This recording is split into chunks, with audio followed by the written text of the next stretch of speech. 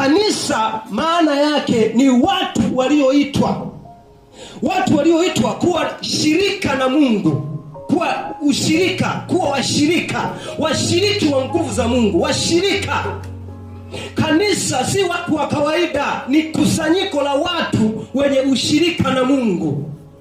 Wenye ushirika na Mungu, watu ambao wana tabia za Mungu, ni watu ambao ni wa ajabu. Laiti kama ungelijua nguvu ya kanisa. Nguvu ya kanisa ni nguvu kubwa sana ambayo imefichwa na dhambi, imefichwa na mafundisho ya uongo, imefichwa na tafakari zisizo za Mungu. Ni tafakari ambazo zimejaa mapokeo ya dini. Mapokeo ya dini. Mungu akaniambia kwenye Mathayo 9:17 akasema, Musa, sikiliza, nimewapa divai mpya ambayo haiwezi kuchukuliana na viriba vikuukuu. Ni divai mpya kabisa ambayo watu hawajazisikia, hawajawahi kusikia elimu hiyo. Ni divai mpya ambayo inasema kanisa ni lazima liwe na ushirika. Liwe na ushirika. Sikiliza, ukichukua kitabu cha Waefeso sura ya 2 mstari wa 1 mpaka wa 6.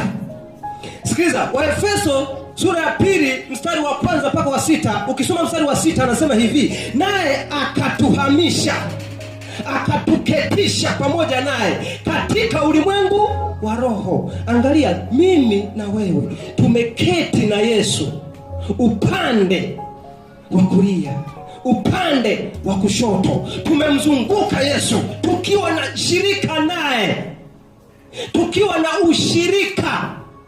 ushirika naye. Na anawaita watu gani? Anawaita wenye dhambi.